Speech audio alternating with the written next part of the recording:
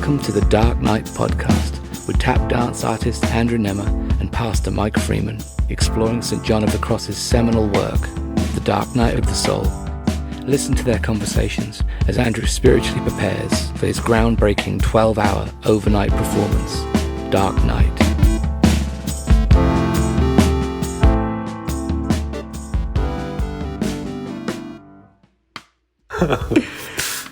So you had your retreat time to this week out of there? Yeah, Good. Another chunk of 3 hours. Yeah. Up in the monastery, and it's nice to just be in a space where there's nothing else to tug on you. Yes. For a second, and yeah, it was really windy, so the drive up was fun, and the drive back was fun. But nice. And up there, it's like you're on the peak of a hill, so the wind blows for sure. Oh, that's great. That enhances the location you read is almost as crucial as they talk about the meeting place for a small group determines so much. Yeah, and so make sure it aligns with the purpose of the meeting. So that's good. It's good to have the spot. Yeah, makes sense. What stood out? I mean, what? Oh gosh, well, I feel like he turned the corner and is actually in the middle of at least what his definition of the Dark Night of the Soul is. Mm-hmm. And I feel like that's clarifying for me more than I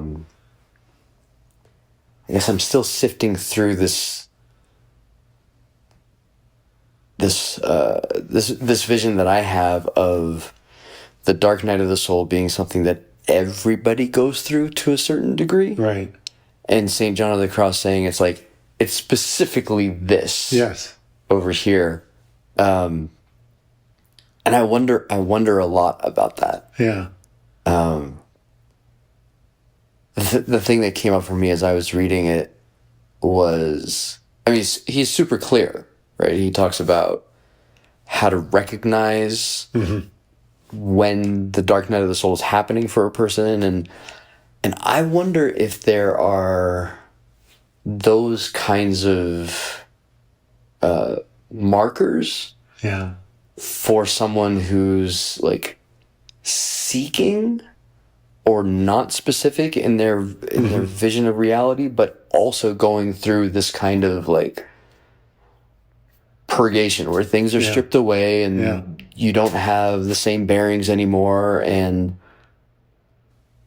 you feel blinded or not drawn to things as you may have been in the past.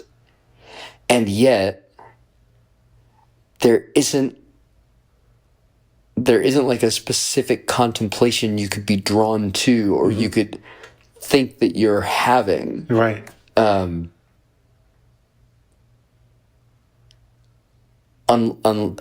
only thing I can think of is unless that's God's way of drawing you into Him at that time. And that just feels intense. Yeah, just a bit. In that case, it'd be more like it'd be an invitation that's not recognized as an invitation. Yeah, totally. Yeah, typically invitations are, I don't know, just a little bit more fun, I guess. Well, and then there's the Willard quote where he says, most people find God at the end of their rope. Yes. Right? And yes.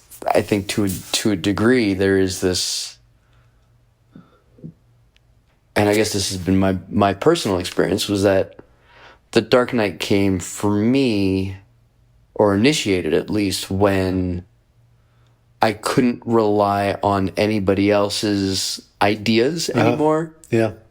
And realized how seemingly shallow mine own were. Yeah. For what I was experiencing at the time. Yeah. And now it's very now I find it very easy to just say, I come to the end of the day and it's either, very much thank you, or very much like have mercy on me. One of the two. Yeah.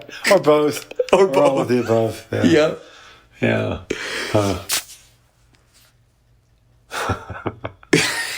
Yeah. Goodness. Yes. I don't know how pertinent this is. We probably. I think there's a level of pertinence here. There's Rabbi Jonathan Sachs tells a story. Well, retells a story told by Tolstoy. Okay. Okay, and I don't know, maybe I heard this before, but it's like, okay, that's just too good.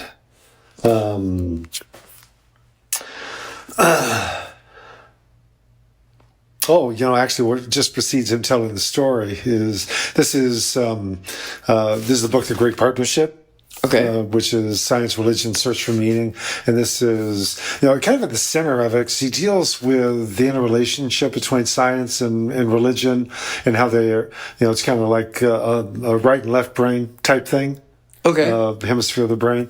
And then having dealt with that in the middle, it's like the consequences of essentially lobotomizing the right half of our brain and saying that God does not exist, religion is toxic, and so more of the radical atheist approach. And so... Right, it's like a denial of being able to see the unseen. Exactly. Yeah. And so he talks about politics and morality and relationships, and then, this is in the chapter on a meaningful life. Okay. Right? And just preceding him relating the story, he says, "Why with all of the success and acclaim do I still feel empty and unfulfilled?" Which actually is right. That is actually Dark Night of the Soul type territory. Yeah. He says, few put it with the drama Tolstoy did. He tells the following story. Once there was a traveler who, wandering in the steppe, sees coming towards him a ravening beast. To save himself, he climbs into a waterless well, but he looks down and sees at the bottom a dragon, its jaws open, waiting to eat him. He dare not climb out, and he dare not fall. So he clutches hold of a wild bush growing in the cleft in the wall of the well.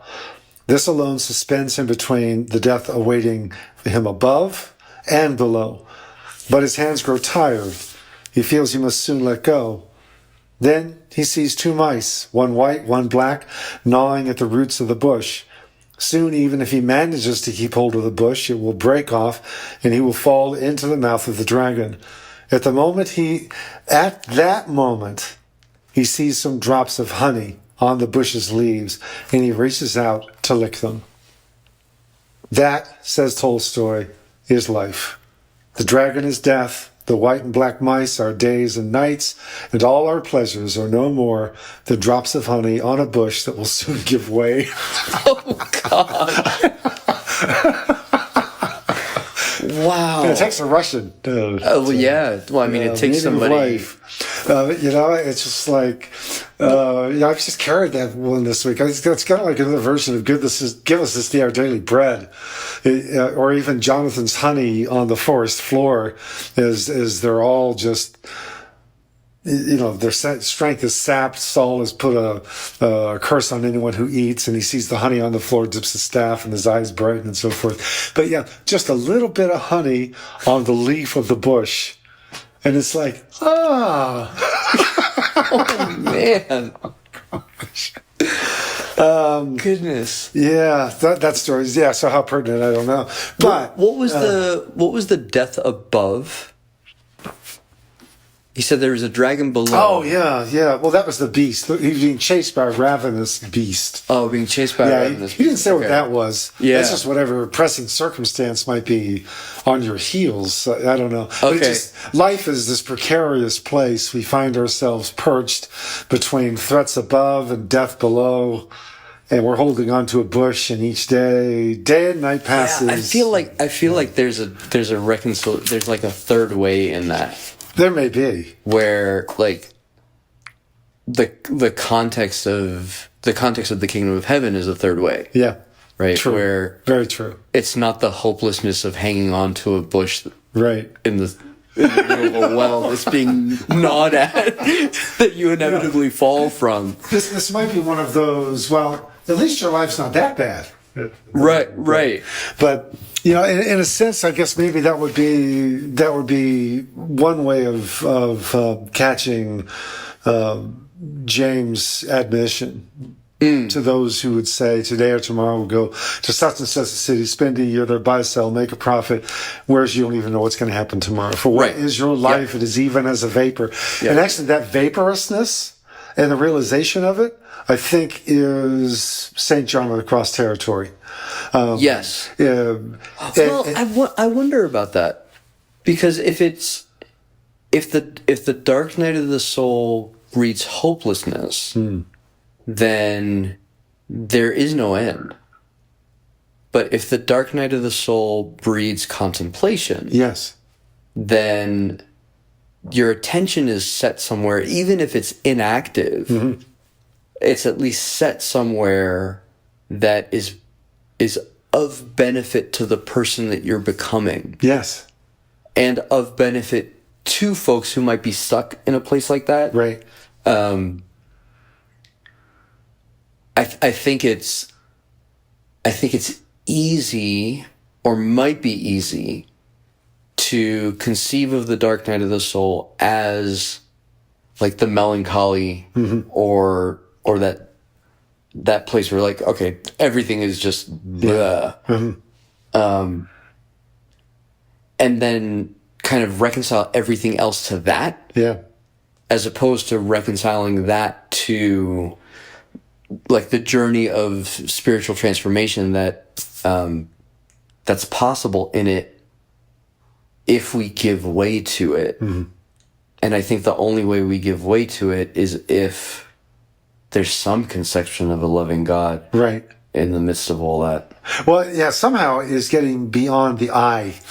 That was another story he told in here. I don't know if I can put my finger on it. It's just another one of those intersections. You know, when we're in a contemplation like this, you just start finding other connections. All these connections, which, you know, in a book on science and religion, I wouldn't expect there to be lots of overlap. Okay, so this is another story. A rabbi, let's see. Yeah, Rabbi Menachem Mendel Schneerson. Rabbi Sachs is going in to see him. As I was waiting to go in, one of his disciples told me the following story. A man had recently written to the rabbi on something of these lines. I need the rabbi's help. I am deeply depressed. I pray and find no comfort. I perform the commands but feel nothing. I find it hard to carry on. The rabbi, so I was told, sent a compelling reply without writing a single word. He simply ringed the first word in every sentence of the letter, which is I.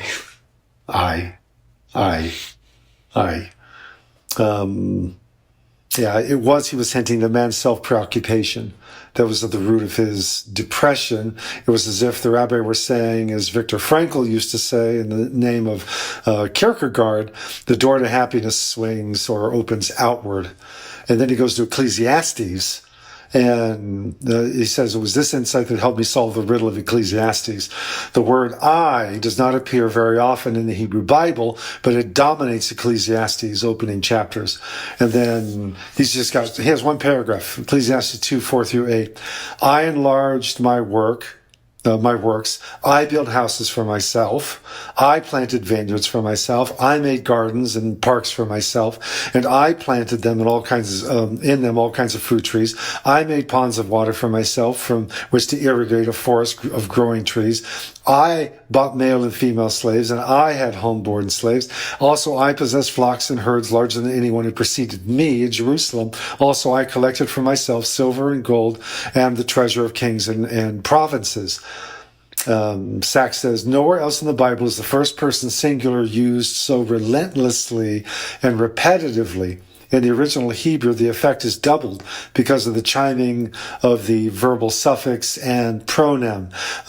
Baniti li, asiti li, kaniti li. I built for myself. I made for myself. I bought for myself. The source of Ecclesiastes' unhappiness is obvious and was spelled out many centuries later by the great sage Hillel. If I am not for myself, who will be? But if I am only for myself, what am I? Yeah. So, to me, it's like, okay, this no mention or cross-reference to Dark Night of the Soul. Or I think why most people aren't familiar with the Dark Night of the Soul, you say, is this something everybody experiences? No, for the most part, it's not, because for the most part, we don't let ourselves. We're so busy pursuing. When we start sensing a depression on the road, we either detour around it or do something to fill it in. But most, I think, it's the detour. Or maybe we just gun it so we can just right over it. Well, and I think that's the connection with James 4. Come now, you that say, today or tomorrow we'll go to such and such a city, spend a year there, buy and sell, make a profit. Whereas you don't have the presence of mind to realize that you may not be alive tomorrow, because what is your life? Right. What is your life? Right. What am I? What is your life? Yeah. It is even as a vapor that appears for a little while, then vanishes away. Now, the result should not be, oh, gosh, I'm so depressed now. No. Instead, you ought to say, so here's your positive contemplation. Instead, you ought to say, if the Lord wills, we will both live and then do this or that. Right. But as it is, you boast in your arrogance, and all such boasting is evil. Yeah. And so therefore let him, and therefore the one who knows to do good but doesn't do it, to him it is sin. So I'm wondering if so it's like a bandwidth that's there, but most of us don't allow ourselves to go there. Because we so diligently avoid it, fill it. We keep ourselves at such a pace, we never allow ourselves to enter in to the into that moment, which it's like the music isn't working anymore. The distraction. It's kind of like whichever king it was. I think it was King Darius, who was had a sleepless night and nothing comforted him, and music, or maybe it was Xerxes in Esther, but it was like nothing was helping. Right. Yeah. And I know in the case of Xerxes, that's where he said, well, I'll just read from the daily record. Maybe that'll put me to sleep. But it's kind of like all of our comforters are miserable. Yeah. Nothing is helping. But I think for the most part, we keep ourselves at such a fast pace. Well, and we don't let ourselves go there. I think we keep ourselves achievement oriented. Oh, definitely. Yeah. Right. So if the Dark Night is a mechanism by which God draws us toward Himself. Yes. For those in whom like a relationship is already established, or for those where the relationship isn't established already. Right. Then by nature, the Dark Night is a stripping away of the benefits that we tend to gain from achieving something. Right. Which to me kind of rolls into like the dopamine effect and kind of like the low level, I want this, I got this, cool. Yeah. And moves towards through a stripping, through a like, we're going to take this stuff away, moves us towards a required contemplation on our relationship to reality. Yeah. And if God is a reality, then that's what the contemplation kind of sets itself upon. If God in any kind of specificity isn't there, then our contemplation sits on like an abstract reality, I would suspect. Yeah. 'Cause that's what we grasp at when nothing else activates our being in any way. And I think that's a harrowing place to be. Yeah, it is. Yeah, that's a good choice of words. Yeah. Yeah, definitely. And I think that's where it comes in. All of his emphasis on the emptying of fulfillment Yep. from spiritual practices. Again, I'm being put down. I don't have the sweetness of the breast anymore. Right. You know, I'm trying to find it. I have to walk on my own 2 feet. Give me another one. Yeah. You know, or something. I need something. You know, and so it's like this place of nothing is working, and so it's not just cultural distractions, but it's also religious devotions. Yeah.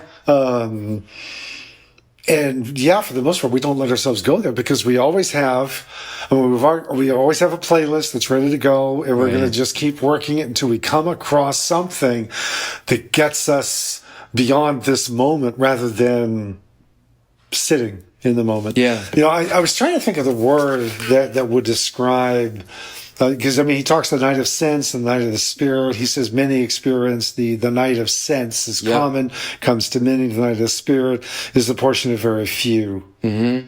And these are they that are already practiced and proficient, of whom we shall treat there hereafter.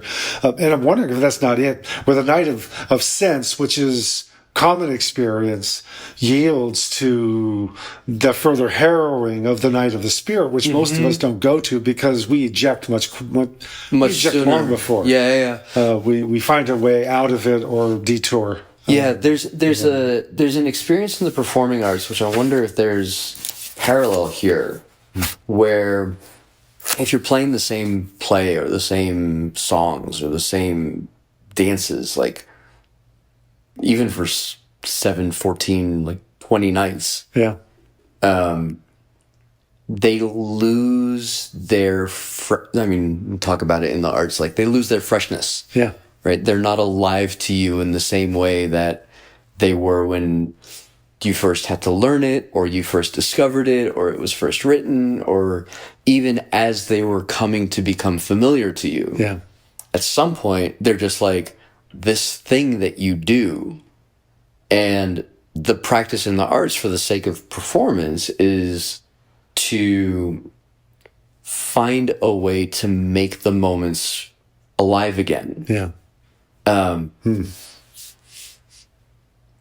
But I think if there is a parallel, I think what St. John of the Cross is saying is that with the dark night of the soul, same thing happens. Like all the familiar things become rote and there's no aliveness to them anymore. But you can't try to make them alive again. Right. And in that space, like once you accept that, and you still move towards the darkness. Yes.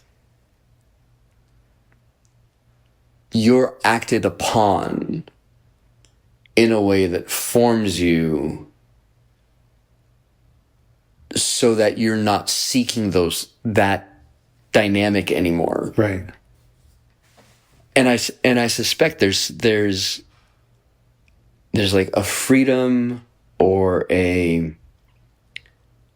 contentment on the other side of that would be phenomenal. Yeah. Like I can only imagine what that kind of, if it's brought to its fullness. Yeah. I mean, well, that's Christ. Yeah. Right. Yeah, that would be. Huh. Yeah. The other thing that came to mind is you were talking earlier was, acts of fasting or solitude or silence being kind of like a way that we can enter into the night of the sense, right? Or okay, we'll take food away on purpose. Like I can do this. Yeah, fasting. Yeah, fasting. Right. I'll be quiet. I won't enjoy conversation or, whatever joy I get out of feeling like I sound smart, or that I can move a situation by my words and get what I want out of it. and remove myself from the dynamic of relationships that are joyful, or can be joyful. And when those things start to not breed any kind of response, I would assume that it's like, oh, well then, like, what am I supposed to do? No, there isn't anything to do. Right? It's like I just sit here and feel miserable because like, that doesn't. That's almost like especially for an achievement-oriented culture. Yes. Oh my goodness. Yeah. That's like a double hit. That's terror. Yes, exactly. The word. Oh, there's a beautiful phrase here. I just love this. I mean, it's right towards the end of 8. Yeah. It's what is that? Gosh, what are the page numbers? Oh, it's 63.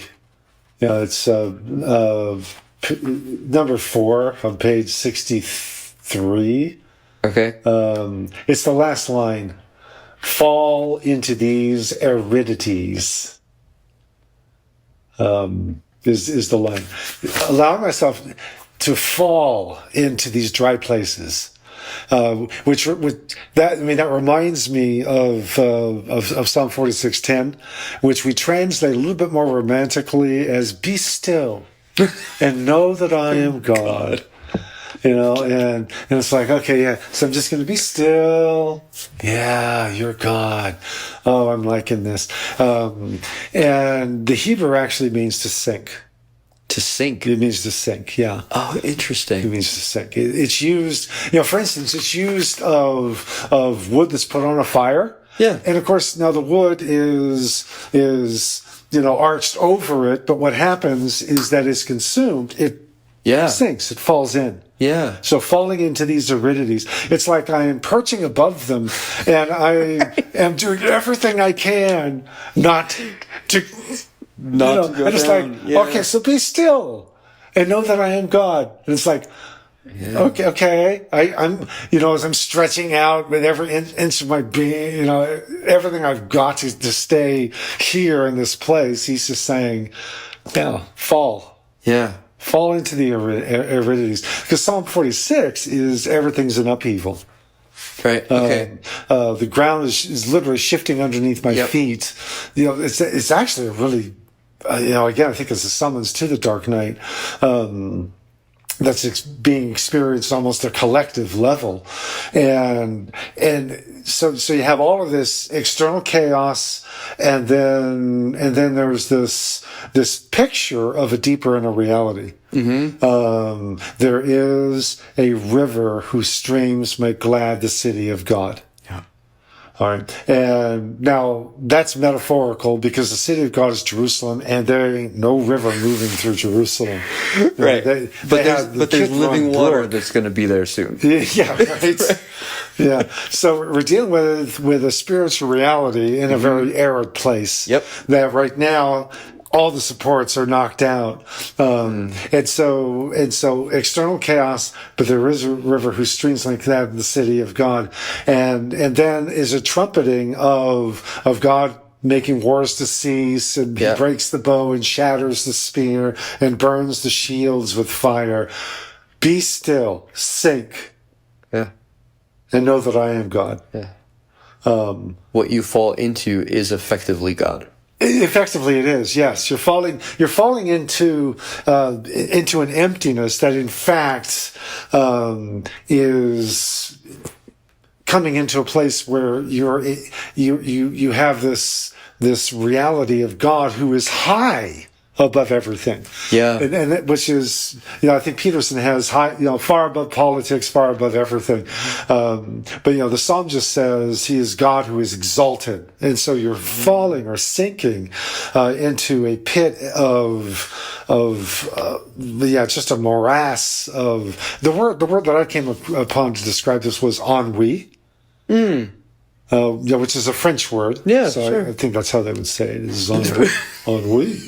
But ennui is it's kind of like this. In fact, a comprehensive ennui that really bothers you. It's not so much the blues, but a deep and distressing blah. And that's the void. Yeah, sure. And to allow yourself to sink into that, and then suddenly, or maybe it's not suddenly. That's the problem. It's not suddenly, but that actually, ironically, becomes the place we lose our soul or we lose our life. Yeah, and thus we find it. Yep. We find our life. 100%. You end up losing it. Yeah, and so that's the paradox of the gospel. And I feel like the visual image, like, literally wraps the entirety of the world in God. For those who envision God as up on high, if you are to sink into the abyss, right, and know that God is God there, then He's now like everywhere that you could possibly be. Psalm 139. Yeah. If I ascend to the heights, you're there. If I go down to the depths, you're there. Right. There's no place I can be removed. Yeah. But you have to sink into the void to know that. Yeah. Otherwise, there's a place of fear. Exactly. Right. Or it just becomes, even though I walk through the valley of the shadow of death, I will fear no evil. Well, that's that's great. Boy, that sounds really impressive. But the fact is, you don't know that. Right. Until you have gone you have through a sense the valley of the shadow of death, and you will fear no evil. Yeah. Because God is there. Yes, He's there. You discover Him there. You discover Him in ways there. And I think that's what I was mentioning as we were walking out the parking lot after the last session. It's like you would think, because like I had a 3-month sabbatical, a month of that, which was actually the really getting out of the rhythms. Right? Yeah, sure. You would think that, or you'd think it's at a retreat, right?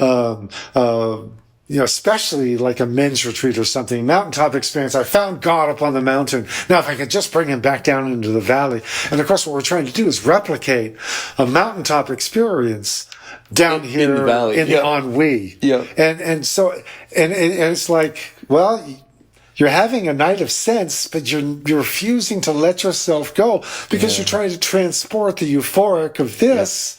And it's like, well, this is your opium. That's all it is. It's just your opium. Yeah. And so you've got to get off of it, go through the withdrawals of not having the religious hits. Yeah. And when you're in that place, now the house is empty. And that's what I keep coming back as I recite the poem. Yep. Because he repeats it in those first two stanzas. My house at last grown still. Which, this is the other connection that I thought is where Jesus is. He tells that story. The unclean spirit, when it goes out of a man, goes through what? Waterless places seeking rest. Sounds like a great definition for the dark night of the soul. But it's a demon. So, okay, analogy's breaking down a bit. But that's exactly what we're doing. It describes us. So the demon's going through waterless places, seeking rest, doesn't want to fall into the aridity, is trying to get out of it as quickly as possible. And so it goes back to the guy. It goes back to its house. And he finds it what? Empty and swept. Yeah. And furnished. So it's like it's all ready for occupation. But the thing is empty. Yeah. And so it gets 7 others, brings them in. The last day of the man becomes worse than the first. Yeah. And that's kind of like, okay, this was a dark night that aborted. Yeah. And it wasn't filled, that person didn't seek the right thing. Exactly. Yeah.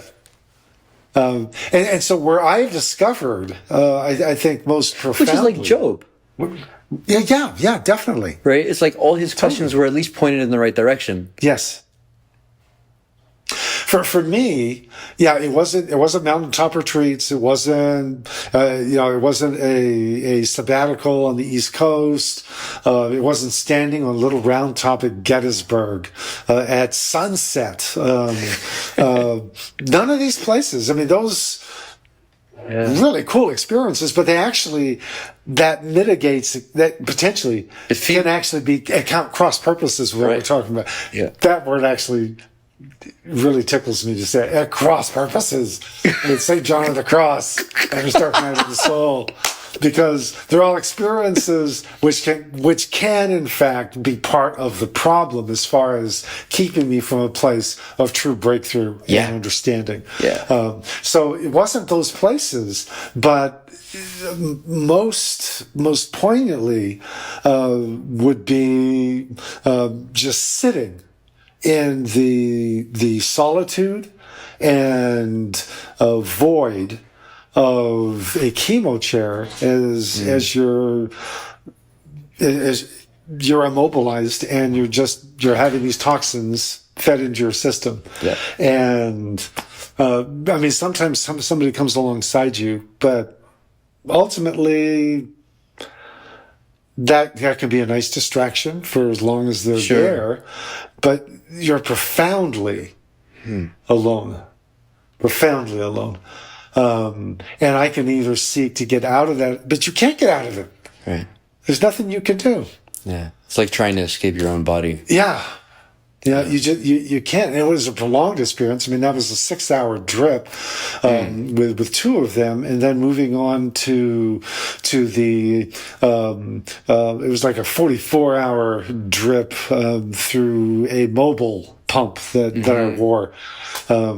And I would say, if anything effectively emptied me, because that isolated me, it alienated me from my body as I got cold sensitivity, neuropathy, and eventually fatigue moved in like a cloud, and it just overtakes you, and you have to sink into it. Yep. You can't fight it. There's no other choice. You just sink into it. And it is a place of profound encounter with God. It's just one that, for the most part, I don't think you're going to have too many people sign up for. Right. Unless they're diagnosed with stage 3 or stage 4 cancer. Well, and that's a very physical experience that requires a particular spiritual disposition to go through with some kind of ease. Right. Where your person is not fighting the reality while your body is still trying to fight life. Because that's the whole thing. I could go through this and let's get music. Let's get, Yeah. Or even I don't like this and I don't want this to be this way. Like just the frustration around it, for sure. And so I think you could totally miss the opportunity that's in that by filling it with distractions, which I think is what people are trying to do when they come visit. For the most part, it's like, gosh, I hate for you to go through this alone. Let me come alongside, help you pass the time. Yep. And it's like, well, maybe this isn't about passing the time. Maybe I need to be in it. Yeah. And so I was actually thankful for the most part. I didn't have a lot of visitors. I think that was what was really cool when I had a heart attack, is that it was still at a point where the hospitals weren't allowing people to come in. Oh, interesting. And so it was isolation. Yeah. And it was it's something I leaned into. I wasn't trying to fill the space with anything. I was enjoying the emptiness of the space because when it's like Paul, when I am weak, then I am strong. When I am empty, then I am full. Yeah. And that, I think that's where he's getting. I feel like I'm still standing in the shallow water of John's pool. Yeah. You know, it's as I'm thinking, which is why I'm not just memorizing the poem, just ripping it out. I'm trying to get a couple of, get one of those stanzas each 2 weeks. We're reading through these, and then just letting it simmer. But yeah, it does feel like I'm just standing, in the shallow end of the kiddie pool of his thought. But that's what I'm gathering so far, is taking me to that place of avoided sense. But that's not the Dark Night. Not yet. Exactly. It's when you allow it to go deeper still, which most will not do, because we will find a way out. And some people obviously, you just kill yourself because I can't take the misery of this. Well, and I lean in. I think there's you don't get out kind of thing. It's like you get kind of stuck somewhere, like something in the potential process of formation calcifies. Yeah. When we say, when there is an invitation to like really deep intimacy, and we say no thanks, right? We'd rather have, and it's funny. It's like, I'd rather have a lighthearted joke that doesn't mean anything underneath, or that doesn't require some kind of personal understanding, than the 2-hour conversation about what's really happening in somebody's life. Right. And I've been in conversations where you can almost see a person dodge. It's like we're right at the precipice. Yes. Things have been unfolding, and then it's like, they take a hard left and or a hard right, doesn't matter. And they're going in a different direction to where like the meat of the conversation was unfolding to. Yeah. And it's fascinating to bear witness to that, because it's like, oh, your entire being just doesn't want to encounter whatever that is. Yeah. And so there's like a habit of organization around, like, if things get a little too real almost, we're exiting. We're like, hit the escape hatch and get out of there. But I'm with you. I think the easier thing to grasp from St. John is the night of sense. It's where are the things that I used to like not available anymore, and where are the things that I used to find comfort in not comfortable anymore. And I wonder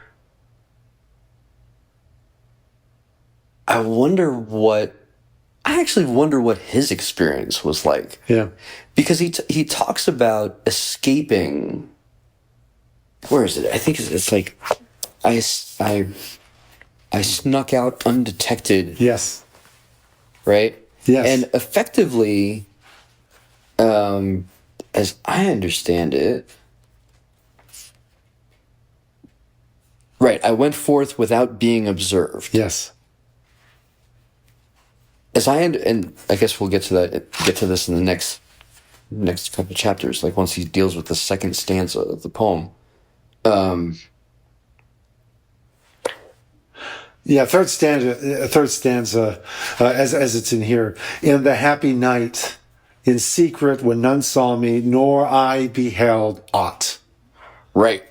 So without light or guide, save that which burned in my heart. I wasn't grabbing for, and nothing was grabbing on me. Correct. And I was able to move out, and there wasn't anything inside that was moved as I was moving. Yes.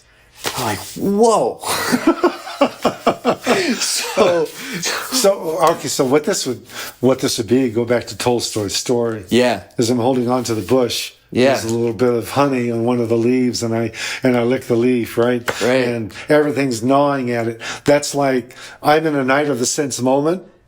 To let go of the bush is to fall into the night of the spirit, which means it looks like it's a dragon down there. Right. But ultimately, the only thing that's going to devour you is the love of God. Right. Yeah. And this is Romans 8. Yeah. Right? Yeah. Neither death, nor life, nor height, nor depth, nor Yeah. anything else in all creation will be separated from the love of God that's in Christ Jesus. So I don't fall into the maw of the dragon. Right. I fall into the arms of God. Yeah. But as long as I'm holding on to this tentative grasp and licking honey off the bush, Yep. you're going to be stuck in this perilous place. Yeah. Of trying to somehow manage through. Yeah. So that would kind of turn that story on its head just a bit. Yeah. But, yeah, because ultimately we're not falling into something that we fear. Well, we do fear it, but it's coming to a realization. When I talk about Psalm 46, I will frequently talk about the scene in Finding Nemo when they're inside the whale. Oh, yeah. And all of a sudden, he's always freaking out. Nemo's dad is constantly freaking out. Right. That's the whole point. And of course, Dory, seemingly, well, not seemingly, but oblivious to everything, right? Yeah. But all of a sudden, everything is turning topsy-turvy, and he's desperately they're both holding on. And what does she say? Dory just says, let go! Yeah. And he's saying, You can't. How do you, I can't. How do you know it's okay? How do you know something bad's not going to happen? Yep. And she says, I don't. And that's sink. That's the sinking. Now, the one flaw in that, of course, is the results were far too quick, which is they fall in and they're blown out of the snout and they're right there and they're at their destination. Yeah. But, maybe, as long as we understand that with the Lord, one day is as 1,000 years and 1,000 years is one day. And, even the disciples, after their long night rowing across the boat, when Jesus got into the boat, suddenly they were at the other side. Mm-hmm. It's like, what? Well, and I wonder if at the other side is not necessarily like the place that you need to be, but the who that you're with as you're going. There you go. Right? Yeah. Because it just strikes me how much of this is relational and not like a place that I go or a thing that I get or a position that I end up in. Right. But it's this way of relating to God, reality, others, things, my job, whatever it is that's filled in my house. That's right. Yeah. It's like on the inside of my person, and all those things are functionally on the inside of my person in some way.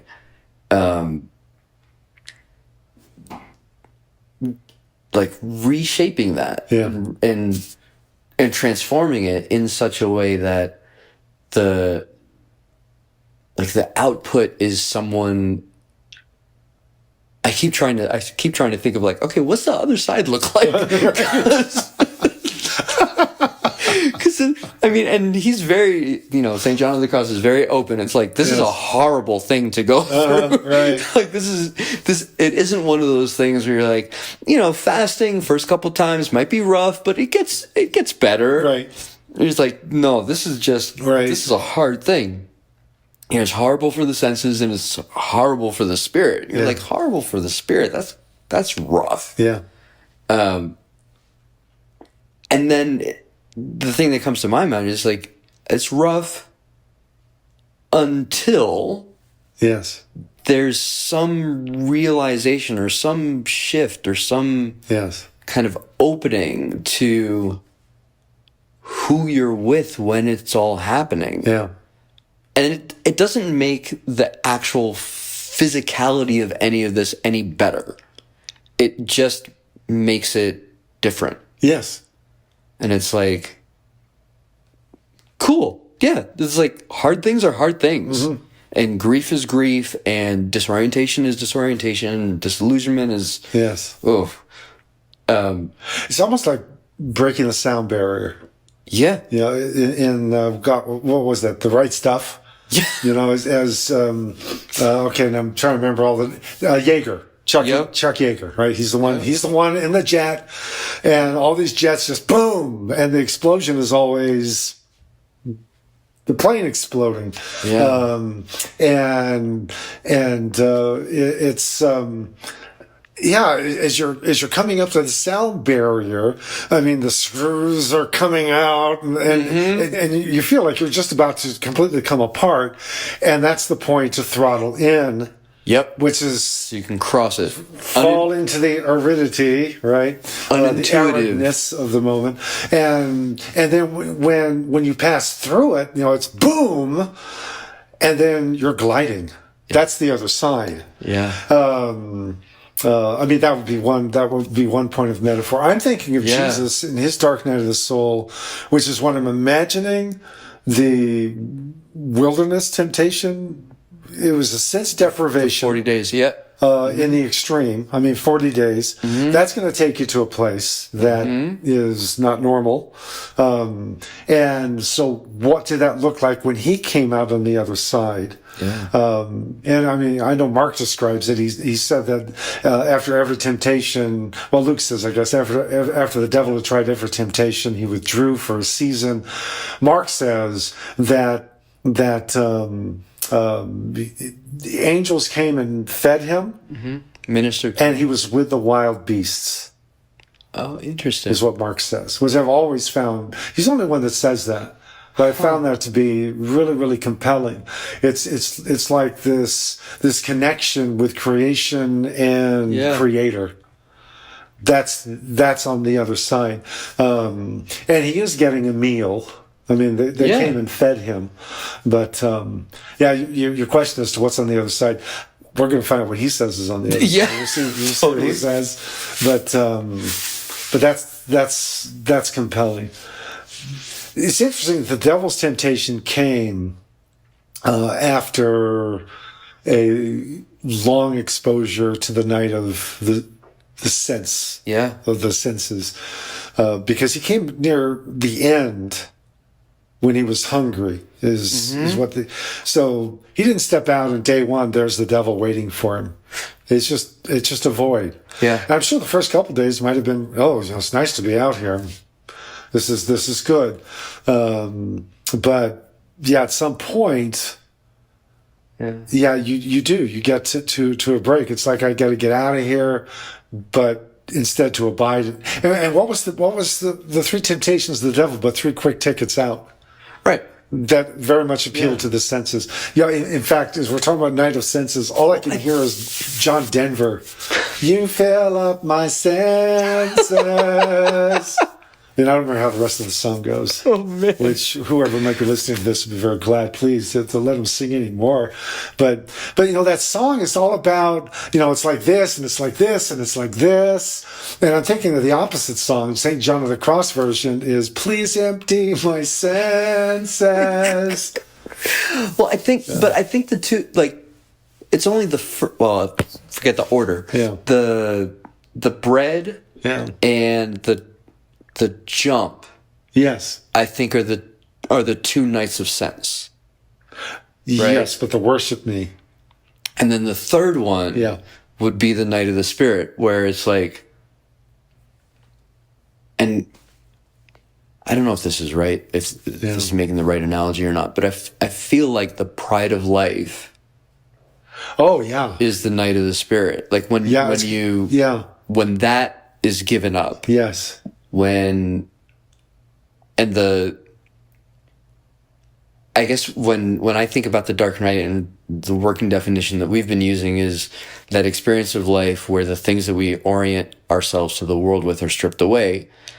That's kind of like the catalyst for the night. Yeah. It's not the night. It's not the night itself. Exactly. So it's almost like we're training ourselves to see, look. This is a night of the senses. Yeah. Which means I'm on a threshold here. Yep. Oh, now that changes the whole thing right there. Yeah. Because instead then of thinking, oh no, okay, I'm going to get out of this. I'm going to go to a prayer meeting. I'm going to get some soaking prayer. Right. And the effort always is pain relief. Sure. It's God as pain reliever, boredom eliminator, ennui reducer, as God fills up my senses. Yeah. You know, and but instead, wow, there's a night of the senses that's coming on. Cool. Yeah. I need Yeah. to sink. I need to fall into the aridity. And this sounds so perverse. It almost sounds like you need to go see a counselor because it's like you're okay. Oh, I'm sorry, masochistic. You're masochistic. Yeah. You just want to. But see, if I'm bringing on the night of the senses on myself, you might be able to make a case for that. Because I'm trying to manufacture something. I'm going to, Right. You know what I mean? Well, that's what the spiritual disciplines are effectively attempting. Yeah. Right? It's like the ascetics, the ascetics. Yeah, asceticism, right. Right? They're trying like, to get themselves there almost to force yourself. yeah, through the threshold. they're in a practice of Yes. trying to wean themselves from these natural connections that we have to the physical world. Right. I think that the dark night of the soul is something deeper than just weaning. It's like, this is the method that God uses to transform the person so that weaning is not necessary anymore. Right. Right? That you could be content in much and content in little. You could be fulfilled with people or fulfilled alone. It's Philippians 4. Right? That totally. there's a fullness to your life that is not dependent on anything other than your relationship with God, because we're fundamentally relational beings, and that relationship is the one. Yes. Right? And then the question for, the pluralist would be, what God, when that is the only relationship that you have to cling to, doesn't destroy you?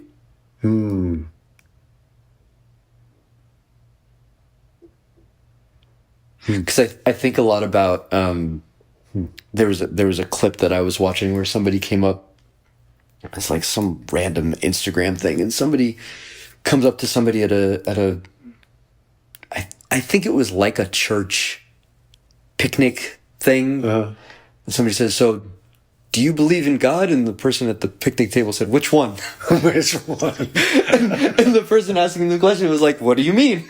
And he said, "Well, do you want the God of Zeus? Do you want?" And he went all the way back to like all the competing. Oh wow! Right? Yeah, you got to be more specific there. Yeah.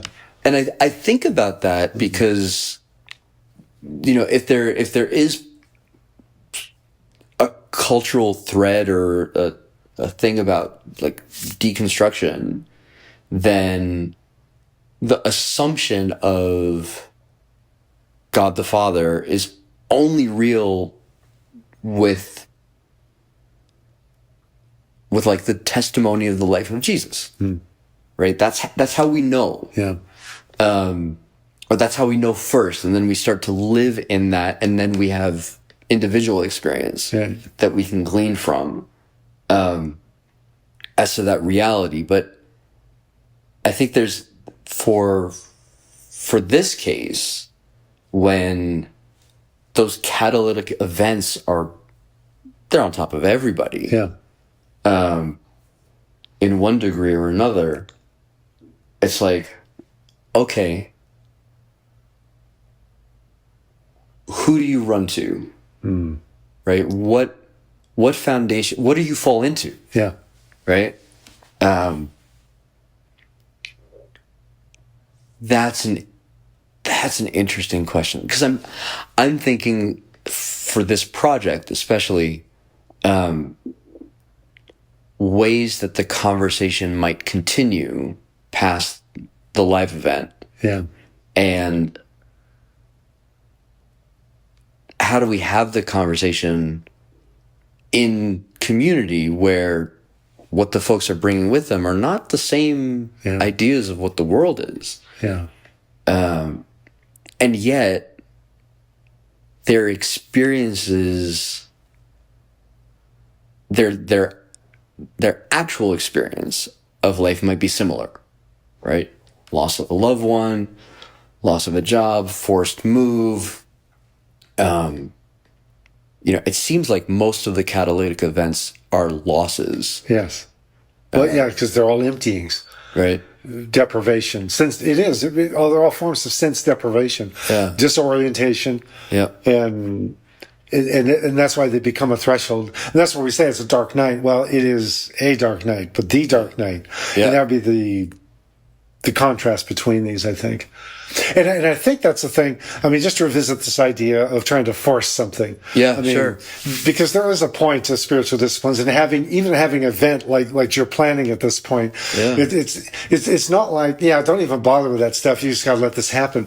No, it's that all such practices, or if it's an event or retreat, they become a potential portal. I'm thinking like Stargate, right? Yep. I mean, it becomes that. So the possibility is there. Yeah. Is it guaranteed? No, because this isn't formulaic. Right. But the possibility is there. And, I'm thinking the analogy, it's almost like, those magic eye pictures. Yeah, I mean, they were really popular, in the 70s, probably with people on drugs and things, but, magic eye. Yeah. That's where you got the random patterns here. And, I mean, the whole thing with a magic eye is, all right, so there is a three-dimensional pattern that's here. Right, squint, let your eyes blur out, and then it starts to... Yeah, well, what you have to do is you have to look past it. If you're looking directly at it, it's not going to happen, but you have to you have to relax into it. And your center of focus is past the page. It's going to be past it, and going to be slightly unfocused, and that's why a lot of people get frustrated, because it doesn't happen quickly enough. It takes some time, sure. Well, we've trained our eyes to see in a particular way. Exactly, and this is training you to see differently. Yep. I've used this analogy with some people that are just saying, I'm having a hard time in prayer, and I'll use this, and it's just like, that's just too weird. And it's like, well, that might be some of your problem, but you can go read a book on prayer. Just pick anyone off. Man, they'll give you nice pointers and things you can do that'll give you some more immediate results. But the thing is with this, so often that 3D image begins to pop. Yeah. And as soon as you try to focus on it, it goes away. Yep. And so it's like, no. So it's just like, no, stay in the zone. Yeah. This unfocused place. Your eyes are slightly crossed. And anybody looking at you is going to think, what is wrong with him? Just stay here. It's just, yes, I see it now. Yes. It's so much like, I'm thinking that's what this is like. So it's like, the practice or an event is almost like putting a magic eye picture in front of you. Yeah. And it gives you an opportunity to get it. But don't be discouraged if you're not, or if you don't, because it's not formulaic. But also perhaps it's a way almost of practicing, hence practice, but it's a way of practicing for the next time you come to that, you realize I'm in a night of the senses, which means there's a threshold. Okay, so I went to that event and I learned some things, and maybe I even experienced some things. But hopefully what that's doing is preparing me for the next time I'm in this place of sense deprivation and emptiness and the void, and I can actually see, whoa, here it is. This is okay. So, and that's where, get my eyes slightly crossed, look beyond this and relax, become unfocused, and allow whatever it is that needs to emerge from this to emerge. Yeah. And that is a totally different spiritual discipline. I don't think I've ever seen anybody use this as an analogy for prayer, because we're so focused on results. Yeah. Well, and that goes back to achievement orientation. Yeah, exactly. Right? It goes back to... it's like epiphany as commodity. Yeah. So it's and you mentioned the idea that if you're looking at a magic eye problem, other people who are looking at you are going, "What's going on with this person?" And that has then there's conversation around the communal aspect and the relational aspect of these things. Where if there's somebody who is going through a dark night, what do they get to do when the entire community is celebrating? Right. How are they kept in the mix with kind of regular rhythms that the community has, where it's like, no, we're supposed to be happy today, right? And you obviously are not. So, do we bring you around and then you have this, peer pressure to like smile and enjoy this party, or do we not bring you around and then you feel isolated? Like, how do we do this? What was the movie? There's a series of them actually, where they're hanging out with a dead body. Oh, Weekend at Bernie? Yes, Weekend at Bernie's. That's it. You're the corpse. See, I experienced this. Oh, wow. Okay. I mean, not that there was a corpse at a party, but I felt like the corpse at the party. I experienced this before, during, and honestly, gosh, ever since. I think I experienced this very frequently, but it was very vivid then. When I was highly anemic, because I was bleeding to death internally before the surgery to remove it. I mean, I had no energy. I would just lie on the chairs in back. Yeah. And one of the songs that was instrumental in that period of time was "Chasing Cars" by Snow Patrol. Okay. And if you look at the music video for that, if I lay here, if I just lay here, will you lie with me and just forget the world? Sure. And that song. The imagery, you're in a public place. Right. People are walking by, cars are driving by, and he's lying in the street, or he's lying in front of an escalator, and people are literally, and it's just like, that's me right now. Yeah. Because you know what? Life keeps happening, and it's moving all around me, and I am... Yeah. And so, and of course, the church is celebration, and it's like, I'm laying here. And so, I mean, that's a really good question. Yeah. It ceases to matter, I think, when it's you. I think for the person, I would suspect on the other side. Yeah, for sure.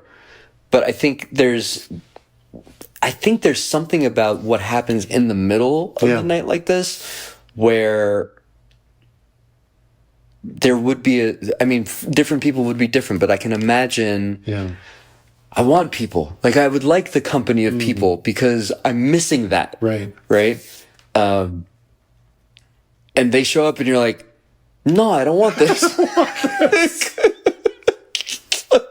There's always, gosh. And then, or there's, it kind of goes back to that idea that St. John said, like, one of the ways that that you're in one of these is that if you go to the sense stuff, they don't feel good. If you go to the spiritual stuff too, they don't feel good either. Right. And then, I think in the best of cases for something like this, you end up going, well, this is what I got. That might be what's on the other side. Yeah. You're talking about what's on the other side of this.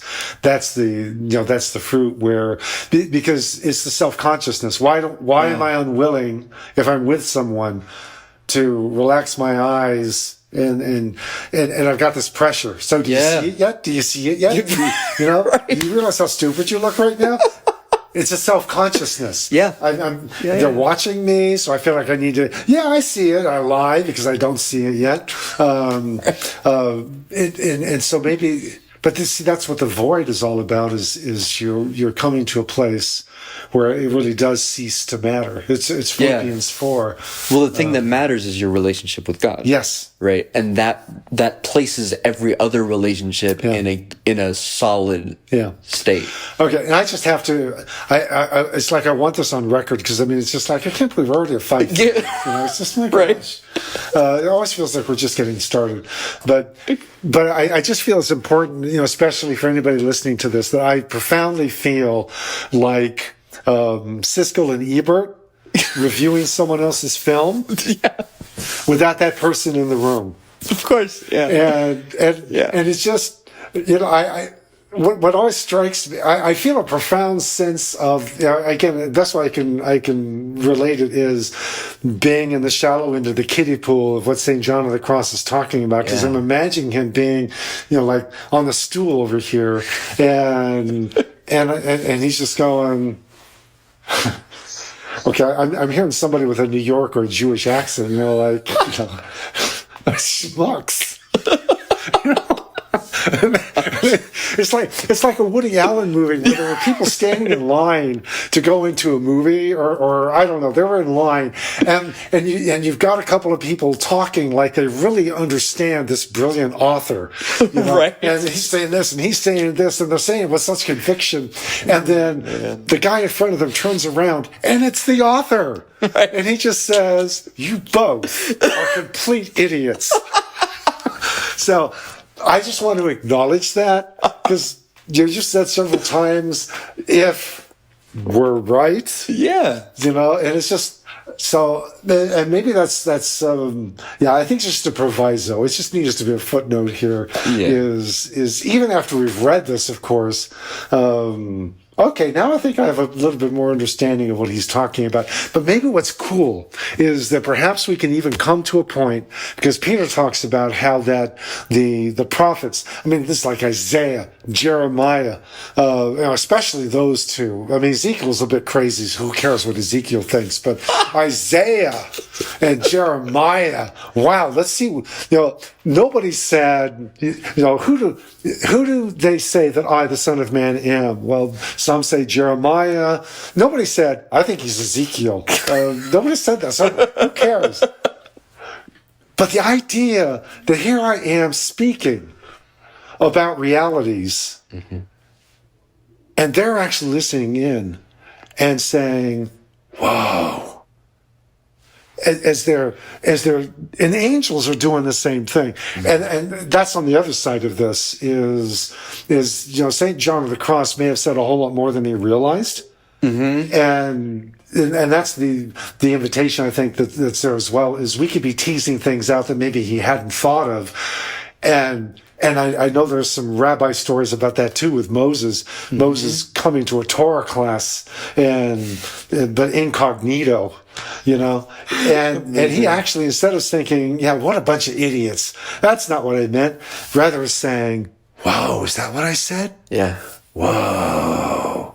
So anyway, I find it extremely humbling, but it's like the promised land of understanding, I think, potentially extends far beyond what St. John of the Cross might have thought. But anyway.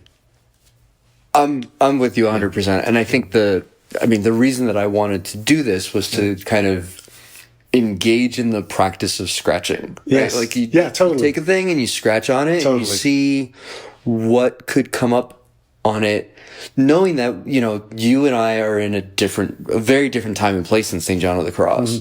We have our own very distinct experiences and kind of our own very probably distinct visions as well. And so if the three of us are sitting down together, right, we have some words, we have two active lives currently on this side. Yes. And it's like, okay, well, what's going to come up? Yeah. And I think one of my kind of, dreams, or like one of my hopes for communities in general, is that these are the kinds of conversations that happen so that communal vision can be specific. Yes. It's not, oh, you're having a hard time? That's a dark night. Cool, I'll get you a soup or something. Right. It's like, no, there's much more space, because we understand how complex and how large the landscape is that someone might be journeying through in any one of these nights. If it's the night on the top of the mountain, if it's the night if it's the night of sense, if it's the night of the spirit, any one of these nights can be something that is worthy of a companion in the journey that's not a doctor. Right. That's just somebody else with a walking stick. Is someone sitting Shiva with you? Yeah. Is what it is. Yeah. Yeah. Cool. And it just strikes me that Jeremiah would probably be foremost a Dark Night of the Soul prophet. Okay. Definitely. You think about Jeremiah and Lamentations. Oh, yeah. Yeah. Anyway, cool. Cool. All right.